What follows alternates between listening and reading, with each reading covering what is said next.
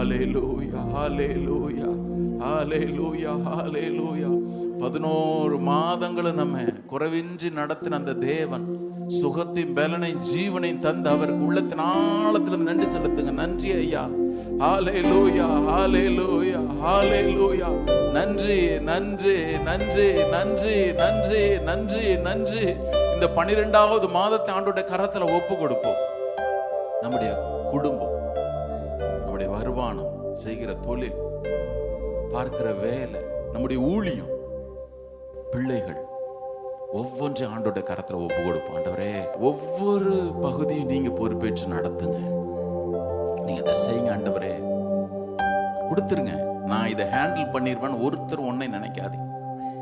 எது உங்களுக்கு முன்னால சேலஞ்சா இருக்குதோ நீங்க கொடுத்துருங்க. அவர் சொன்னார்ல, be still and know that I am God. நானே தேவன் என்று நீங்கள் அமர்ந்திருந்து நானே தேவன் என்று அறிந்து கொள்ளுங்கள். இரு, நான் தேவன், அறிந்து கொள். Thank you Lord. உமக்கு நன்றி, உமக்கு நன்றி, உமக்கு நன்றி. எல்லாரும் வாயை திறந்து சொல்லுவோம். இந்த டிசம்பர் மாதம் முழுவதும் நன்மையும் கிருபை என்னை தொடரும். நல்ல வாயை திறந்து சொல்லுங்க. இந்த டிசம்பர் மாதம் முழுவதும் நன்மையும் கிருபை என்னை தொடரும். ஆண்டவரே, நாங்கள் ஒருமனப்பட்டு அறிக்கை எடுக்கிறோம். உமக்கு ஸ்தோத்திரம். நசரேயனாகிய இயேசு கிறிஸ்துவின் நாமத்தினாலே இந்த டிசம்பர் மாதம் முழுவதும் எங்களுக்கு தேவ கிருபை தொடருகிறபடியினாலே ஸ்தோத்திரம்.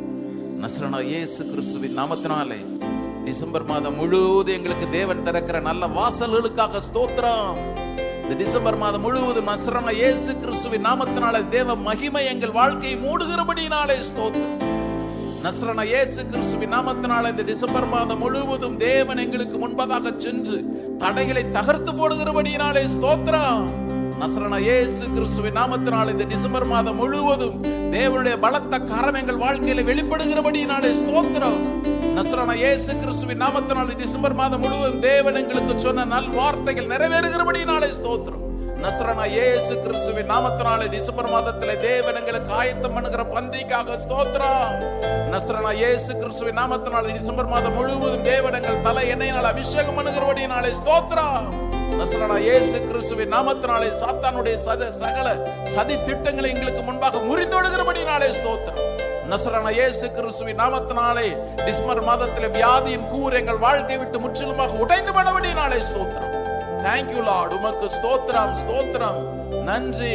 நசரேயனாகிய இயேசு கிறிஸ்துவின் நாமத்தினாலே டிசம்பர் மாதத்திலே எங்கள் பாத்திரங்களை நிரம்பி வழியை செய்கிறீர். ஸ்தோத்திரம். நன்றி ஐயா, நன்றி நன்றி நன்றி நன்றி. உம்முடைய பிள்ளைகளை கலங்கடிக்கிற ஒவ்வொரு காரியங்களையும் கர்த்தர் அப்புறப்படுத்துவீராக.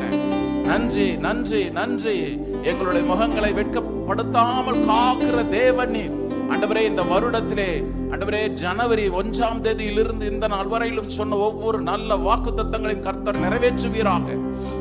மக்கு ஸ்தோத்திரம், மக்கு ஸ்தோத்திரம், மக்கு ஸ்தோத்திரம், மக்கு ஸ்தோத்திரம், மக்கு ஸ்தோத்திரம். எங்கள் நடுவில் நீர் மாத்திரம் உயர்ந்தரையா. துதி கன மகிமையெல்லாம் ஒருவருக்கு ஏறெடுக்கிறோம். மீட்பர் இயேசுவின் நாமத்தில் எங்களை தாழ்த்தி ஜெபிக்கிறோம் நல்ல பிதாவே. ஆமென், ஆமென். உட்காரும். கர்த்தர் நல்லவர். ஆமென். இந்த டிசம்பர் மாதத்திலே 1ஆம் நாளிலே கர்த்தருடைய சமூகத்திலே இத்தனை இடையூறுகள் இருந்தாலும் நாம் கூடி வருவதற்கு தேவன் பாராட்டின நல்ல கிருபைகளுக்காக அவருக்கு உள்ளத்தின் ஆழத்திலிருந்து நன்றி செலுத்துகிறேன். நடத்தினவர் இன்மேலும் நடத்துவார். ஆமென். இன்னைக்கு சாமுவேல் சொன்னா, இம்மட்டும் கர்த்தர் உதவி செய்தார். எபினேசர் என்னது இதுவரைக்கும் உதவி செஞ்சார், அவர் நமக்கு உதவி செய்யாமல் இருப்பாரா என்ன? கண்டிப்பாக உதவி செய்து நம்ம நடத்துவார். ஆமென். வாசிக்கலாம். யாத்திராகமம் 33வது அதிகாரம் 17வது வசனம். இந்த டிசம்பர் மாதத்திற்கு தேவ சபைக்கென்று கர்த்தர் கொடுக்கிற வாக்குத்தத்தத்திற்காக கர்த்தருடைய சமூகத்திலே காத்திருந்த பொழுது ஆண்டவர் கொடுத்த இந்த வசனத்தை நாம் இன்றைக்கு தியானிப்போம், உரிமை பாராட்டுவோம். 33:17 வாசிப்போம். அப்பொழுது கர்த்தர் மோசேயை நோக்கி, நீ சொன்ன இந்த வார்த்தையின்படியே செய்வேன். என் கண்களில் உனக்கு கிருபை கிடைத்தது.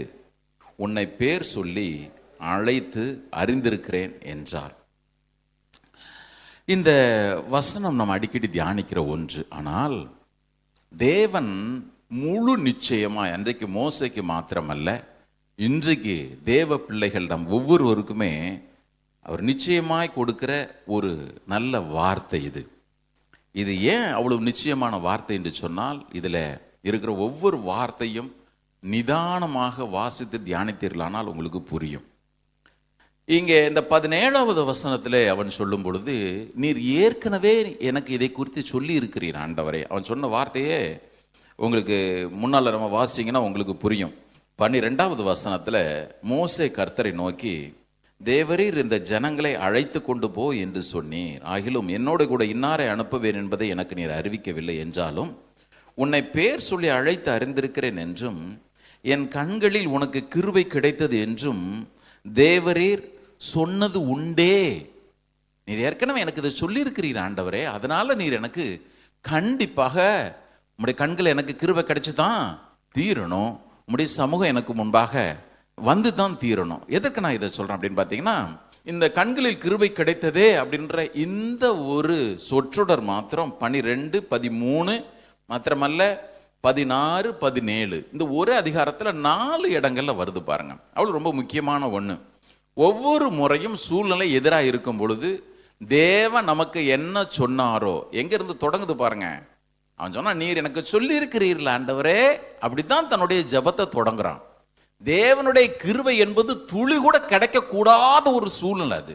நான் இதை விளக்கிறேன். 32வது அதிகாரத்தில் நீங்க பார்த்தீங்கன்னா, ஆண்டவர் அவனை, நீ மலைக்கு மேலே வா, உனக்கு நான் கூடாரம் எப்படி செய்யணும், அதனுடைய அளவீடுகள்லாம் எப்படி இருக்கணும், மாத்திரமல்ல அவனுக்கு 10 கட்டளைகளையும் கொடுக்கும்படி எழுதி கொடுக்கும்படி அவனை மலைக்கு மேலே வர சொல்றாரு. இவன் மலைக்கு மேலே போறான், 40 நாட்கள் இருக்கிறான். வேதம் சொல்லுகிறது, மோசே மலையிலிருந்து இறங்கி வர தாமதிக்கிறதை ஜனங்கள் கண்ட பொழுது, ஆண்டவர் ஒரு நாளும் ஒரு காரியத்தையும் தாமதிக்க செய்கிறதே இல்லை. மறந்துடாதீங்க. எப்பவுமே இந்த ஹேஸ்டி டிசிஷன் ஒன்று இருக்கவே கூடாது. அவசர கதியில் நான் தீர்மானம் எடுத்துன்றது ஒரு நாள் இருக்கவே கூடாது. நமக்கு தேவன் ஒரு காரியத்தை சொல்லி இருக்கிறார் என்றால் அவர் சகலத்தையும் அதினதின் காலத்திலே, இன்னொரு விதத்தில் சொல்றா, அவருடைய நேரத்திலே நேர்த்தியாக செய்கிறதற்கு உண்மையுள்ளவர், வல்லமையுள்ளவர். ஆமென். அவரு கரெக்டா அந்த நேரத்தில் அதை செய்வாரு. இவர்கள் தேவன் எங்கே, எங்களை நடத்திட்டு போன மோசே எங்கே என்று திகைத்த பொழுது கூட இவர்களுக்காகத்தான் ஒவ்வொரு காரியத்தையும் அவர்கள் செய்து கொண்டே இருந்தார். இப்ப முக்கியமா தேவன் மலைக்கு மேல செஞ்சு கொண்டிருந்தது என்ன அப்படின்னு கேட்டீங்கன்னா, என்னுடைய பிரசன்னம் அவர்கள் நடுவில் இருக்க வேண்டும். அதுதான் அவருடைய விருப்பம். அவர்கள் அதைத்தான் விரும்பி இருந்திருக்கணும். இன்னொரு இடத்துல சொல்றதா இருந்தா, இந்த டிசம்பர் மாதத்தில் நீங்களும் நானும் விரும்புகிற ஒன்றே ஒன்று இருக்குமே ஆனால், ஆண்டவரே என்னுடைய நடுவிலே உம்முடைய சமூகம் நிறைவாய் தங்கியிருக்கணும் ஐயா. ஹல்லேலூயா. நிறைவா தங்கியிருக்கணும் ஆண்டவரே. என்னுடைய கண்களில் உனக்கு தயவு கிடைத்தது அப்படின்றத ஆம்பிளிஃபைடு பைபிள் எப்படி தெரியுமா போட்டிருக்கு? For you have found favour, loving kindness and mercy. நீ என்னுடைய கண்களிலே தயவை, இன்னொரு இடத்துல சொல்றதா அந்த கிருபையை, லவ்விங் கைண்ட்னஸுக்கு என்ன ப்ராப்பராக என்ன வேர்டுன்னு எனக்கு தெரியல தமிழில். நான் அடிக்கடி சொல்லுவேன் பாருங்க, இந்த கைண்ட்னஸுக்கும் லவ்விங் கைண்ட்னஸுக்கும் விளக்கம் சொல்கிறதா இருந்தால், இப்போ ரோட்டில் ஒருத்தன் இருக்கிறான், பசியாக இருக்கிறான், அவனுக்கு ஒரு பொட்டலம் பிரியாணி வாங்கி கொடுக்கறது கைண்ட்னஸ். இந்த லவ்விங் கைண்ட்னஸ்னு ஒன்று இருக்குது தெரியும்ல, அவன் பக்கத்தில் உட்காந்து அவனுக்கு சமைச்சு போட்டு இலை போட்டு நாம எடுத்து ஊட்டி அவனுக்கு தண்ணி குடிக்க கொடுத்து ஒரு குழந்தைய தாய் எப்படி கவனிக்கிறாளோ அதுக்கு பேர் லவ்விங் கைண்ட்னஸ். இது நான் புரிஞ்சுக்கிட்டது. ஆண்டவர் சொல்றாரு, இதைத்தான் நான் உனக்கு தர்றேன், மாத்திரமல்ல அண்ட் மெர்சி, உனக்கு இரக்கத்தை நான் கட்டளை இடுகிறேன். இதே மெசேஜ் பைபிள் எப்படி போட்டிருக்குன்னா, I know you will and you are special to me. ஆண்டவர் இந்த மாதத்தில் அதுதான் சொல்றாரு பாருங்க, என்னுடைய கண்களில் உனக்கு தயவு கிடைத்தது, கிருபை கிடைத்தது அப்படின்னு சொல்றாருன்னா, நீ எனக்கு ரொம்ப ஸ்பெஷல். மோசே நீ எனக்கு ஸ்பெஷல். அத்தனை லட்சம் ஜனங்கள் அவன் ஒருத்தனுக்கு தான் ஆண்டவர் இந்த வார்த்தையை சொல்றாரு பாருங்க. இதே NIV எப்படி போட்டிருக்குன்னா, I will do the very thing you have asked because I am pleased with you. நான் உன் மேல் அவ்வளவு பிரியமா இருக்கிறேன். தேவன் மற்ற யாருக்கும் சொல்லாத இன்னைக்கு முகமுகமா உங்களை பார்த்து என்ன பார்த்துன்னு சொல்றார். இப்ப கவனிங்க, எந்த சூழ்நிலையில மோசே இப்படி கதறான் அப்படின்னு பார்த்தீங்கன்னா, 32வது அதிகாரத்தில் உங்களுக்கு ஏற்கனவே சொன்ன, தேவன் இருக்கிற இடத்தை போல் கன்று கூட்டி ஆக்கிரமிச்சிடுச்சு. இப்போ அது நிமித்தம் 3000 பேர் அந்த பாளையத்திலே மரித்து போனார்கள். 32வது அதிகாரத்தை வாசிங்கன்னா தெரியும். 3000 பேர். ஒரு பக்கம் இவ்வளவு பெரிய துக்கம். ரெண்டாவது ஆண்டவர் சொன்னாரு இந்த 33வது அதிகாரத்தினுடைய 1வது வசனத்துல, மோசே, இனிமே நான் உன் கூட வரமாட்டேன், உங்க கூட வரமாட்டேன், வேணா நான் உண்மை உள்ளவர், அதனால உன்னை கொண்டு போய் கானானில் சேர்ப்பதற்கு என்னுடைய தூதனை வேணா உனக்கு முன்னால் அனுப்புறேன். 33வது அதிகாரத்தில் வாசிச்சீங்கன்னா 7வது வசனத்துல அது ஆசரிப்பு கூடாரம்னு போட்டிருக்கு. ஆனா உண்மையில பார்த்தீங்கன்னா ஆசரிப்பு கூடாரத்தோட மெஷர்மெண்ட்டை இப்போ தான் அவன் வாங்கிட்டு இறங்குறான். அதற்கு முன்பு வரைக்கும் தேவன் மோசையை சந்திப்பதற்கு, மோசே தேவனை போய் சந்திப்பதற்கு ஒரு கூடாரத்தை போட்டு வச்சிருந்தாங்க பாளையத்தினுடைய நடுவில்.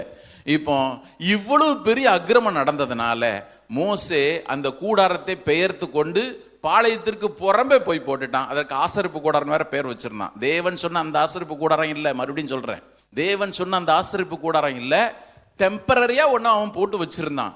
என்ன, அவ்வப்போது தேவனை போய் பேசுறதற்கு. இப்போ மோசே இந்த செயல்களின் நிமித்தம், இவங்கெல்லாம் இவ்வளவு குழப்பம் பண்ணது நிமித்தம் அந்த கூடாரத்தையும் பேத்துட்டு போய் பாளையத்திற்கு புறம்பே போட்டுட்டான். ஆண்டவர்கிட்ட பேசினா இவன் வெளியே போவான், ஜனங்கள்லாம் அப்படின்னு ஐயோ என்ன சொல்லுவாரோ தெரியல அப்படின்னு சொல்லி பார்த்துட்டு இருப்பாங்க.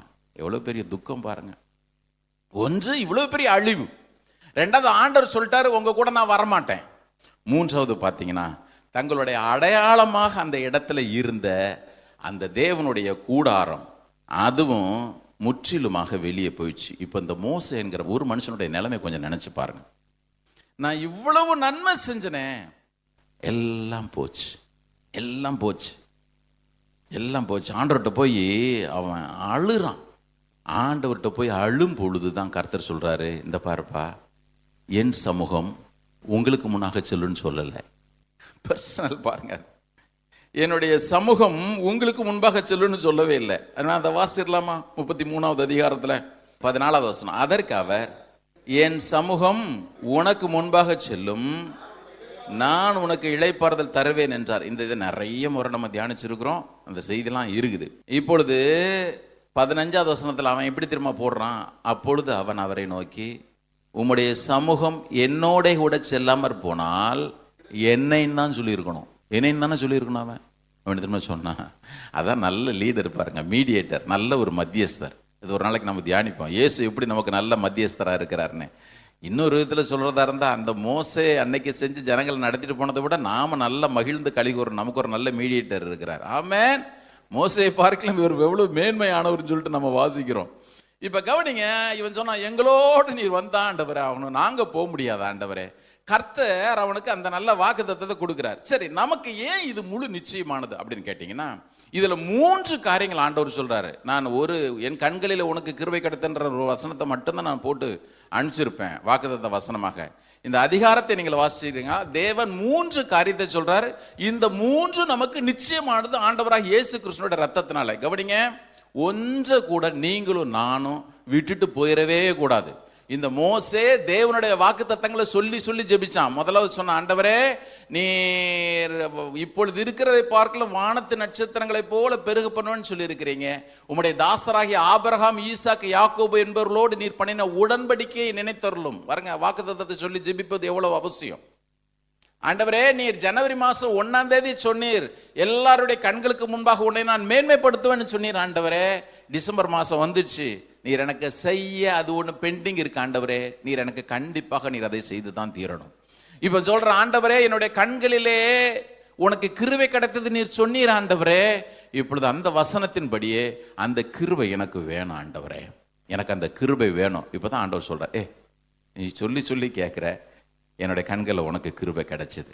இந்த கிருபை ஏன் முக்கியம் அப்படின்னு கேட்டீங்கன்னா, இந்த கிருபையினால தான் நீங்களும் நானும் ரட்சிக்கப்பட்டோம். கவனிங்க, என்னுடைய சமூகம் உனக்கு முன்பாக சொல்லும், நான் உனக்கு இளைப்பாறுதல் தருவேன் என்கிற இந்த வசனம் 100% நம்முடைய வாழ்க்கையில் அனுபவிப்பதற்கு நமக்கு தகுதி உண்டு. எது நிமித்தம் அப்படின்னு பார்த்தீங்கன்னா, அவருடைய கிருபை நமக்கு கிடைச்சபடினாலே. அன்றைக்கு மோசைக்கு அந்த கிருபை கிடைச்சது, இன்றைக்கு நமக்கும் அந்த கிருபை கிடைக்குது. வேணா 1-2 வசனங்கள் நம்ம வாசிடலாமே. 2 தீமோத்தேயு 1வது அதிகாரம் 9வது வசனம். அவர் நம்முடைய கிரியைகளின்படி நம்மை ரட்சியாமல் தம்முடைய தீர்மானத்தின்படியும் ஆதி காலம் முதல் கிறிஸ்து இயேசுவுக்குள் நமக்கு அருளப்பட்ட கிருபையின்படியும் நம்மை ரட்சித்து பரிசுத்த அழைப்பினாலே அழைத்தார். ஹல்லேலூயா. எபேசியர் 2வது அதிகாரம் 5வது வசனத்துல வாசிச்சீங்கன்னா, கிருபையினாலே நீங்கள் ரட்சிக்கப்பட்டீர்கள். இப்போ நான் ரட்சிக்கப்பட்டது உண்மையே, ஆனால் என்னுடைய வாழ்க்கையிலே தேவனுடைய கிருபை 100% உண்டு. அந்த நல்ல கிருபைக்காக எல்லாரும் கரங்கள் ஒருத்தர் அழலையா சொல்லுவோமா? பிரதர், மோசைக்கு ஆண்டவருடைய கண்களில் கிருபை கிடைச்சது, எனக்கு கிடைக்குமா? நான் சொல்லுவேன், நாம் ரட்சிக்கப்பட்டதே தேவனுடைய கிருபையினால தான் ரட்சிக்கப்பட்டோம். வேதம் சொல்லுகிறது, அவருடைய பரிபூரணத்தினாலே நாம் எல்லோரும் கிருபையின் மேல் கிருபை பெற்றோம். எல்லாரும் அந்த ஒரு வசனத்தை நாம் எல்லாரும் போடுறத விட நான் பெற்றேன். வாசிக்கலாமா? யோவான் 1:16, ஜான் 1:16. எல்லாரும் வாயை திறந்து அறிக்கைடுங்க. அவருடைய பரிபூர்ணத்தினால் நான் கிருபையின் மேல் கிருபை பெற்றேன். ஹல்லேலூயா. இது ஒரு டிரான்ஸ்லேஷன் சொல்லு. We have all benefited from the rich blessings he brought to us. Blessing upon blessing heaped upon us. அவருடைய பரிபூர்ணத்தினாலே கிருபையின் மேல கிருபை பெற்றோம். மாத்திரமல்ல, ஆசீர்வாதங்களை, தேவனுடைய அந்த ரிச் பிளெஸிங்ஸை அந்த கிருபை நம்முடைய வாழ்க்கையில கொண்டு வந்தது. இந்த ஆசீர்வாதங்கள் எப்படிப்பட்ட ஆசீர்வாதங்கள்னா, நமக்கு மேல குவித்து வைக்கப்பட்ட ஆசீர்வாதங்கள். அவருடைய பரிபூரணத்தினால நமக்கு கிடைச்சிருக்கிற அந்த கிருபைன்ற வார்த்தைக்கு அர்த்தத்தை பாருங்க.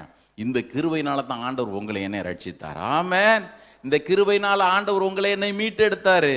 அதனால நான் சொல்லுவேன், நமக்கு கண்டிப்பாக தேவனுடைய கிருபை உண்டு. தேவனுடைய கிருபை தொடர்ந்து தான் இந்த மற்ற 2 வாக்குத்தத்தங்களும் வருது. அதை நம்ம வேகமாக தியானிச்சிடலாம், நமக்கு நேரம் இல்லை. எல்லாரும் கையெழுத்து சொல்லுங்க. இந்த டிசம்பர் மாதம் முதற்கொண்டு தேவனுடைய கிருபையை நான் பரிபூர்ணமாக அனுபவிப்பேன். அவருடைய பரிபூர்ணத்தினாலே நான் கிருபையின் மேலே கிருபை பெற்றேன். ஆமென்.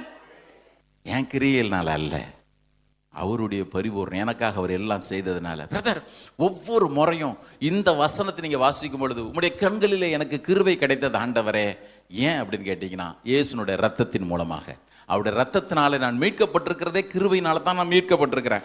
இப்பதான் ஆண்டவர் சொல்றார், இந்த பார்ப்பா கிருபை கிடைச்சது, இதை தொடர்ந்து வர்றது என்ன அப்படின்னு கேட்டீங்கன்னா, அவர் சொல்றார், என்னுடைய சமூகம் உனக்கு முன்பாக செல்லும். 2வது எழுதிங்க. 1 தேவனுடைய கிருபை, 2வது தேவனுடைய பிரசன்னம். இதுல என்னுடைய சமூகம் உனக்கு முன்பாக செல்லும் அப்படின்றது இந்த ஒரிஜினல் டிரான்ஸ்லேஷன்ல எப்படி போட்டிருக்குன்னா, I myself will go with தி.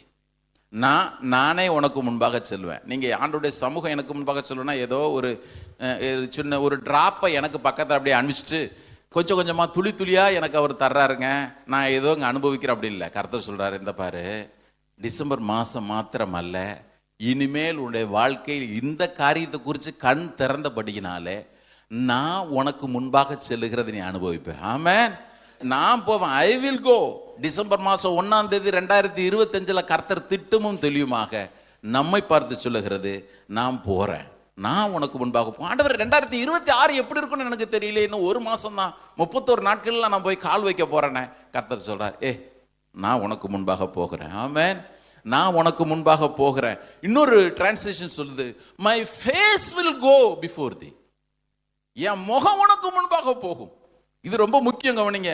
அவருடைய முகம் என்ன அப்படின்னு கேட்டீங்கன்னா, தேவனுடைய பூரணமான நிறைவு. அதை விளக்குறதுக்கு 2 வசனங்களை சொல்லிடுறேன். ஏன்னா நீங்க ஒவ்வொரு முறையும் வாசிக்கும் பொழுது இந்த உணர்வோட வாசிக்கணும்.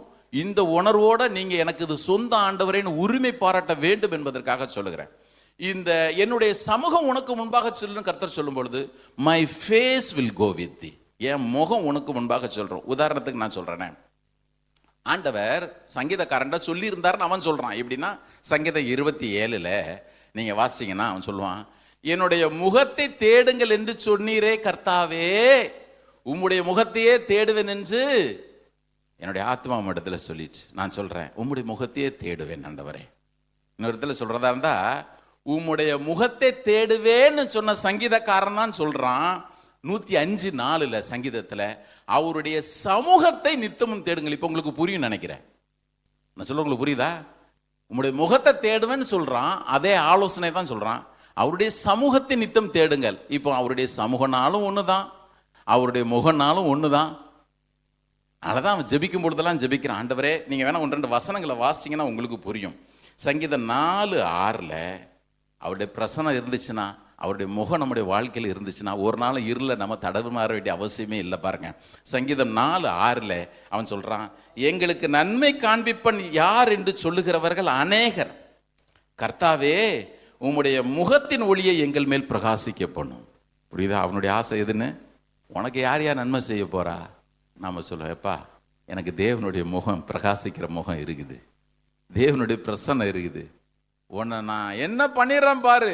1000 பேர் சொல்லட்டும், நம்மேல் பிரகாசிக்க செய்கிற தேவனுடைய பிரசன்னம் இருக்கிறது, அவருடைய முகம் இருக்கிறது. ஆமென். சங்கீதம் 67:2 அவன் சொல்றான், தேவரீர் எங்களுக்கு இறங்கி எங்களை ஆசீர்வதித்து உம்முடைய முகத்தை எங்கள் மேல் பிரகாசிக்க பண்ணும். எவ்வளவு பியூட்டிஃபுல்லா இருக்கு பாருங்க. உம்முடைய முகத்தை எங்கள் மேல் பிரகாசிக்க போனோம். அதனால தான் ஆண்டவரும் மோசே கிட்ட சொல்லும் பொழுது சொன்னாரு, ஆரோன்ட்டு போய் சொல்லு, நீ இஸ்ரவேல் புத்திரரை ஆசீர்வதிக்கும் பொழுது, என்னாகமம் 6வது அதிகாரம் கடைசி வசனங்கள்ல, கர்த்தர் உன்னை ஆசீர்வதித்து உன்னை காக்க கடவர், கர்த்தர் தம்முடைய முகத்தை உன்மேல் பிரகாசிக்க போன உன்மேல் கிருபை இருக்க கடவர், கர்த்தர் தம்முடைய முகத்தை உன்மேல் பிரசன்னமாக்கி உனக்கு சமாதானத்தை கட்டளையிட கடவர் என்பது சொல்றாரு. என் சமூகம் உனக்கு முன்பாக செல்லும் மோசே. ஏன்? என்னுடைய கண்களில் உனக்கு கிருபை கிடைச்சபடினாலே. பிரதர், நீங்களான கிருபையினால ரட்சிக்கப்பட்டிருப்போனா ஒன்று மாத்திரம் வாழ்க்கையில் அனுபவிக்க தவறவே கூடாது. தேவனுடைய பிரசன்னம், தேவனுடைய முகம். தேவன் அவரை ஒரு நாள் அனுபவிக்க தவறிடவே கூடாது. இன்னொரு இடத்துல சொல்றதா இருந்தா, ஒவ்வொரு நாளும் காலையில் எனக்கு அது வேணும் இது வேணும்னு மாத்திரம் கேட்கவே கேட்காதீங்க. ஆண்டவரே, உம்முடைய பிரசனை என்னை முழுவதும் நிரப்பட்டையா, உம்முடைய சமூகம் என்ன நிரப்பட்டும், உம்முடைய முகத்தின் ஒளியை என் முகத்தில் பிரகாசிக்க பண்ணுங்க ஆண்டவரே. அவருடைய முகம் மாத்திரம் நம்முடைய வாழ்க்கையில் பிரகாசிக்கணும். ஒருத்தர் கூட நமக்கு முன்பாக எதிர்த்து நிற்கவே முடியாது. தேவ பிள்ளைகளாக இருந்தாலும் கூட ஓடி வந்து நமக்கு முன்பாக முக்காடு போட்டு கொடுக்கக்கூடிய ஒரு நிலைமை வரும். ஏன் அப்படின்னு கேட்டிங்கன்னா, அவருடைய கிருபையினாலே அவருடைய பிரச்சனை என் வாழ்க்கை நிரப்பிருக்கிறபடினாலே. ஆமென். அவருடைய கிருபையினாலே அவருடைய முகம் எனக்கு முன்பாக தெளிவாக தெரிகிறபடினாலே, அவருடைய கிருபையினாலே அவரே எனக்கு முன்பாக போகிறபடினாலே, இவைகள் எல்லாம் எனக்கு கண்டிப்பாக உண்டு. ஆமென். ஒவ்வொரு நாளும் கேளுங்க, உங்கள் பிரச்சனை எனக்கு வேணும். மோசே சொல்லிட்டான், ஆண்டவரே நான் எதுக்கு இந்த வார்த்தையை சொல்கிறேன் அப்படின்னு கேட்டிங்கன்னா, நான் வரமாட்டேன் ஆனால் தேசத்தை தருவேன், உனக்கு வழியில் நடக்க போகிற யுத்தங்கள் எல்லாம் சந்திக்கிறதற்கு என்னுடைய தூதனை உனக்கு முன்பாக நான் அனுப்புகிறேன். அவர் சொல்றாரு, எனக்கு கோடான ஒரு தூதர் உண்டு, அதில் ஒருத்தனை அனுப்புவேன், அவன் எல்லா யுத்தத்தை நடத்தும் அவனை கொண்டு போய் சேர்ப்பான். மோசே சொல்லிட்டான், உங்களை தவிர்த்து இந்த உலகத்தில் எனக்கு எந்த ஆசீர்வாதமும் வேண்டவே வேண்டாம். பிரதர், யாருடைய வாழ்க்கையில் திரும்ப தேவனுடைய கிருபை அளவில்லாமல் ஊற்றப்படும். நான் சொல்கிறேன், ஆண்டவர் உங்களுக்கு கிருபை தருவார் அப்படிலாம் சொன்னால் கண்டிப்பாக அதெல்லாம் என்னால் ஏற்றுக்கொள்ளவே முடியாது. தேவன் ஒரு மனிதனுக்கு சொன்ன வார்த்தை இன்னைக்கும் நம்ம இத்தனை 1000 ஆண்டுகளுக்கு பிறகு தியானிக்கிறோம். யாருக்கு தெரியுமா? உம்முடைய கிருபை மாத்திரம் எனக்கு இல்லைன்னா, உம்முடைய பிரசன்னம் மாத்திரம் எனக்கு இல்லைன்னா, ஒரு தேசமாகவே இருந்தாலும் சரி, பாலும் தேனும் ஓடுகிற சிறப்பான நன்மைகள் இருந்தாலும் சரி, எனக்கு வேண்டவே வேண்டாம் ஆண்டவரே. ஒருத்தன் தேடுறான் தெரியுமா, அவனுக்கு மாத்திரம்தான் பிரதர் அந்த கிருபை உண்டு. டிசம்பர் மாதம் ஒரே ஒரு தீர்மானம் எடுங்க. ஒவ்வொரு நாளும் காலையில் எழுந்த உடனே, ஆண்டவரே உங்களோட பிரசனம் இந்த நாளை நிரப்பலைன்னா, நான் இந்த நாளுக்குள்ளே போக நான் விரும்பலை ஆண்டவரே. உங்களோட பிரசன்னம் என் கூட வரலன்னா, உங்கள் முகம் என் வாழ்க்கையில் பிரசனம் ஆகலைன்னா நான் ஆஃபீஸுக்கு போக முடியாது ஆண்டவரே. உங்கள் பிரசன்னம் என் வாழ்க்கை நிரப்பலைன்னா என்னால் ஊழியம் செய்ய முடியாது ஐயா. உங்களுடைய முகம் என்னுடைய வாழ்க்கையில் பிரகாசிக்கலைன்னா நான் ஒன்றையுமே செய்ய முடியாது. ஒவ்வொரு நாளும் காலையில் எழுந்து, நீர் இல்லைன்னா என்ன அனுப்பிச்சிடாதே ஆண்டவரேன்னு சொல்லிட்டு கதறுகிற ஒவ்வொரு தேவனுடைய பிள்ளைகளுடைய வாழ்க்கையிலும் தேவன் கண்டிப்பாக தம்முடைய பிரசன்னத்தை கட்டளையிட்டு தான் தீர்வார். ஆமென், ஆமென், ஆமென். ஆண்டவரே, இவ்வளவு நாள் நீர் இதை சொன்னீர் அதை சொன்னீர். கர்த்தர் சொல்றாரு, என்னை குறித்த வாஞ்சை உன்னை நிரப்பட்டும், என்னை குறித்த நல்ல ஆசைவும் வாழ்க்கை நிரப்பட்டும். நான் உண்மையுள்ளவராக தான் இருக்கிறேன், என்னுடைய வார்த்தை உண்மையுள்ளதாக தான் இருக்குது. இப்போ பெற்றுக்கொள்ள வேண்டியது உன் கையில் தான் இருக்குது. ஆமென். நான் அடிக்கடி சொல்லுவேன் பாருங்க, கிவிங் அண்ட் கரெக்டாக இருக்குது, இந்த ரிசீவிங் அண்ட் எப்பவுமே கரெக்டாக இருக்கணும்ல. எங்கள் வீட்டு பக்கத்தில் ஒரு வீட்டு மாடியில் சோலார் பேனல் போட்டு வச்சுருக்குறாங்க. ஒருத்தர் க்ளீன் பண்ணிட்டு இருக்கிறார். என்ன அப்படின்னு கேட்டிங்கன்னா, அது இருந்தால் தான் வீட்டில் சரியாகவே பவர் வரும், க்ளீன் பண்ணால் தான். சூரியன் அப்படியே தான் இருக்குது, அது வெளிச்சத்தையும் அதில் இருக்கிற பவரையும் கொடுத்துக்கிட்டு தான் இருக்குது. ஆனால் இதை க்ளீன் பண்ணி தான் பிரதர் ஆகணும். இன்றைக்கு டிசம்பர் மாதம் 1ஆம் தேதி கர்த்தர் சொல்கிறார், இந்த பார், கிருபை நான் தந்துட்டேன், என் பிரசனத்தை நாடி பெற்றுக்கொள்ள வேண்டியது உன்னுடைய கடமை. கர்த்தர் நமக்கு அந்த கிருபையில் தருவாராக. ஆமென். மாத்திரமல்ல, ஆண்டவர் 3வது ஒரு காரியத்தை சொல்கிறார், கவனிங்க. 1, தேவனுடைய கிருபை. 2வது, தேவன் நமக்கு அருளக்கூடிய அவருடைய பிரசன்னம். 3வது, தேவன் நமக்கு கொடுக்கிற நல்ல இளைப்பாறுதல். அப்படிதான் அவர் சொல்றார். வாசிக்கலாமா? 33வது அதிகாரம் 14வது வசனம். அதற்கு அவர், என் சமூகம் உனக்கு முன்பாக செல்லும், நான் உனக்கு இந்த ரெஸ்ட், இளைப்பாறுதல் என்பது நான் அப்படியே எல்லா வேலையும் முடிச்சிட்டு போய் ஓய்ந்திருக்கிறேன் அந்த ஓய்வு அல்ல. அல்லது கீழ்பாக்கு சிமெண்ட்ல ரெஸ்ட் இன் பீஸ்ன்னு போடுறாங்களா, அந்த ரெஸ்ட் இல்லை. சில பேர் ஆண்டவர் இயேசு சொன்னார் மத்தேயு 11:28, வருத்தப்பட்டு பாரம் சுமக்கிறவர்களே நீங்கள் எல்லாரும் என்னிடத்துல வாருங்கள், நான் உங்களுக்கு இளைப்பாறுதலை தருகிறேன். உடனே வேற ஏதோ ரெஸ்ட் நினைச்சிட்டு இருக்கிறாங்க. ஆண்டவர் என்ன சொல்றாரு, இந்த பாரு, இது உன்னுடைய வேலைகள் எல்லாம், கடினமான உழைப்புகள் எல்லாம் முடித்த பிறகு, எப்படி கர்த்தர் 6 நாட்களில் எல்லாம் சிருஷ்டித்து முடிச்சுட்டு 7ஆம் நாளிலே கிரியைகளை முடித்து ஓய்ந்திருந்தாருன்னு போட்டிருக்குது, அந்த விதமான ஓய்வு இங்க அவர் சொல்லலை. 1000 பிரச்சனைகள் போராட்டங்கள் இருந்தாலும் அவைகளுக்கு நடுவிலே நீ எல்லாத்தையும் முடிச்சுட்டு எப்படி ரொம்ப இளைப்பாறுதலான ஒரு சூழ்நிலை அனுபவிப்பியோ, அதே சமாதானத்தை நான் ஒவ்வொரு நாளும் உனக்கு கட்டளையிடுறேன் மோசே. இதுதான் இன்னைக்கு நமக்கு வேணும். நான் அடிக்கடி சொல்லுவேன், ரெஸ்டே இல்லாமல் ஓடிட்டே இருக்கிறோம். சில நேரத்தில் சொல்லுவாங்க, மைண்டே ரெஸ்ட்லெஸ்ஸாக இருக்குது பிரதர், ஓடி ஓடி பிரச்சனை நினச்சி நினச்சி ஒரே ஸ்ட்ரெஸ்ஸாக இருக்குது, ரெஸ்ட்லெஸ்ஸாக இருக்குது. கர்த்தர் சொல்கிறார், இந்த பாரு, என் கிருபை உன் வாழ்க்கையில் இருக்குல்ல, என் கிருபை உன் வாழ்க்கையில் இருந்துச்சுன்னா கண்டிப்பாக உனக்கு தேவ சமூகம் உண்டு, என் சமூகம் உண்டு. அந்த தேவ சமூகம், என்னுடைய சமூகம் உனக்கு முன்பாக இருக்குமே ஆனால் கண்டிப்பாக உன்னுடைய வாழ்க்கையில் அந்த இளைப்பாறுதல் அனுபவிச்சு தான் தீர்வேன். இந்த டிசம்பர் மாதம் முதற்கொண்டு தேவன் கொடுக்குற இந்த மகா பெரிய நன்மையை ஒரு நாள் நீங்கள் அனுபவிக்க தவறிடாதீங்க. எபிரேயர் 4:9 அதைத்தான் அந்த நிருபத்தை எழுதினவர் சொல்கிறாரு, தேவனுடைய ஜனங்களுக்கு இனி இளைப்பாறுகிற காலமாக இருக்கிறது. நமக்குள்ள வாக்குத்தத்தம் எல்லாத்தையும் முடிச்சுட்டு அப்படி கிடையாது. பாடுகளின் மத்தியிலே தேவனுடைய கிருபையை, தேவனுடைய நன்மையை நிறைவாய் அனுபவிக்கிறதான ஒரு நல்லது. ஆமென். இப்போ ஆண்டவர் சொல்றார், இதெல்லாம் மோசே உன்னை பேர் சொல்லி நான் அழைச்சிருக்கிறேன்ல, அதனால இதெல்லாம் நான் உனக்கு தர்றேன். மோசை தானே பேர் சொல்லி அழைச்சாரு, நம்ம கர்த்தரை அழைச்சிருக்கிறாரா? கர்த்தரை அழைச்சிருக்கிறார். சொல்லுங்க, கர்த்தரை அழைச்சிருக்கிறார். ஆமென். வசங்களை மாத்திரம் வாசிப்போம். தயவுசெய்து நீங்கள், நமக்கு நேரம் இல்லை, நீங்கள் வீட்டில் போய் நல்லா வாசித்து தியானிங்க. ஆண்டவர் இதெல்லாம் நீங்கள் சொல்லியிருக்கிறீங்களே. கலாத்தியர் 1:15 அப்போஸ்தலனாகிய பவுல் சொல்கிறாரு ஊழிய அழைப்பு குறித்து, நான் என் தாயின் வயிற்றில் இருந்தது முதல் என்னை பிரித்தெடுத்து தம்முடைய கிருபையினாலே என்னை அழைத்தார் அப்படின்னு போட்டிருக்கு. சரி, பவுல் அழைச்சார எனக்கு 1 தெசலோனிக்கர் 2:11 தம்முடைய ராஜ்யத்திற்கும் மகிமைக்கும் உங்களை அழைத்த தேவன். வாசிக்கலாம் அந்த வசனத்தை எல்லாரும். 1 தெசலோனிக்கர் 2:11. எவ்வளவு நல்ல வேதம் பாருங்க, எவ்வளவு நல்ல ஆண்டவர் இருக்கிறார் பாருங்க. என்னைன்னு வாசிச்சா நல்லா இருக்கும். ஏன்னா இன்னைக்கு இந்த வாக்குத்தத்தத்தை நமக்கு சொந்தம் பாராட்டணும். 1 தெசலோனிக்கர் 2:11 வாசிக்கலாமா? மேலும் தம்முடைய ராஜ்யத்திற்கும் மகிமைக்கும் என்னை அழைத்த தேவன். ஆமென். ஆண்டவர் அழைச்சிருக்கிறாரு. ரோமர் 8:30 வாசிக்கிறோம், நம்மை அவர் முன்குறித்து அழைத்திருக்கிறார். முன்குறித்து அழைச்சிருக்கிறார். பிரதர் சிஸ்டர், ஒருவேளை ரட்சிப்பு நிச்சயம் இல்லைன்னா இன்னைக்கு அதை நீங்கள் பெற்றுக்கொள்ளுங்க. அது ரொம்ப ஃப்ரீ. ஆண்டவர் கிஃப்டாக கொடுக்குறாரு. அதை நாம் பெற்றிருப்போமே ஆனால், இந்த 33வது அதிகாரத்தில் வாசிச்சம் பாருங்க, என்னது? தேவனுடைய கிருபை உண்டு, அந்த கிருபை நிமித்தம் எனக்கு தேவனுடைய பிரசன்னம் உண்டு, தேவனுடைய பிரசன்னத்து நிமித்தம் அவர் கொடுக்குற இளைப்பாறுதல் உண்டு, அவர் என்னை பேர் சொல்லி அழைக்கிற அந்த மகிமையான மேன்மையான அனுபவம் எனக்கு உண்டு. ஒன்று கூட நீங்கள் நானும் இந்த மாதத்தில் தவற விட்டுறவே கூடாது. இந்த மாதத்தில் மாத்திரமல்ல, வாழ்க்கையில் ஒவ்வொரு நாளும் அதை தவற விட்டுறவே கூடாது. ஆமென். ஒரு நாள் கூட அதை தவற விட்டுறவே கூடாது. ஒவ்வொரு நாளும் அந்த வாக்குத்தத்தத்தை நம்ம சொல்லணும். பாருங்க, இந்த தேவ பிரசனம் எவ்வளோ முக்கியம் அப்படின்னு கேட்டிங்கன்னா, ஜான் வெஸ்லி என்கிற தேவ மனிதன் நம்ம எல்லாருக்குமே தெரியும். அவருடைய மரண படுக்கை கடைசி நேரத்தில் அவர் சொன்னாராம், தேவன் நம்மோடு இருக்கிறார்.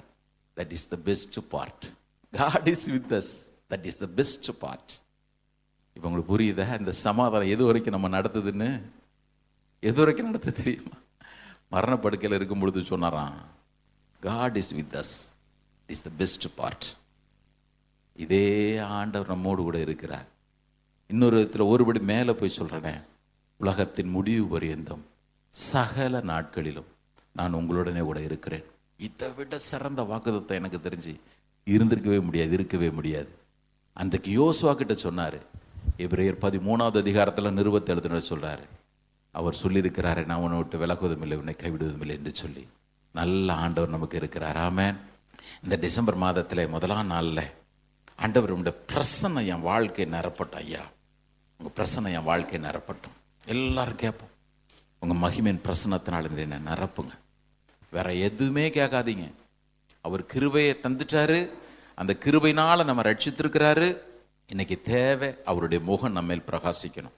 உனக்கு யார் உதவி செய்கிறா பார்த்துருவோமா? 1000 பேர் கேட்டிருக்கலாம். சங்கீதக்காரன் சொல்கிறான், உனக்கு நன்மை காண்பிப்பவன் யாருன்னு சொல்கிறவங்க அநேகர் உண்டு. ஐயா, எனக்கு ஒன்றே ஒன்று தான் வேணும், உங்களுடைய முகத்தின் ஒளி என் மேல் பிரகாசிக்கட்டும். உங்களுடைய முகத்தை எனக்கு பிரகாசிக்க பண்ணுங்க. இன்னொரு இடத்துல சொல்கிறது, உங்கள் பிரசன்னத்தினால என்னை நிரப்புங்க. உங்கள் முகத்தை என் மேலே பிரசன்னமாக்குங்க.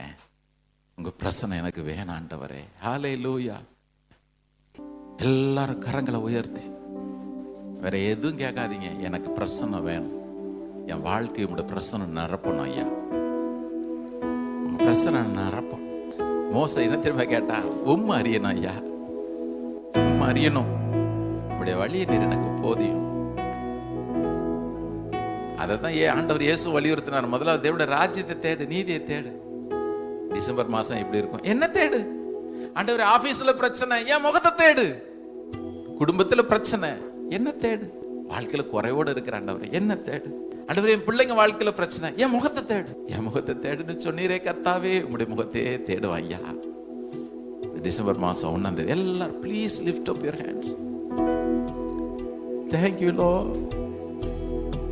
இன்னும் உம்மை அறியணுமே, இன்னும் உம்மை அறியணுமே, இன்னும் கிட்டி சேரணுமே, இன்னும் கிட்டி சேரணும். இன்னும் உம்மை அறியணுமே, இன்னும் உம்மை அறியணுமே, இன்னும் உம்மை அறியணுமே, இன்னும் கிட்டி சேரணுமே, இன்னும் கிட்டி சேரணுமே.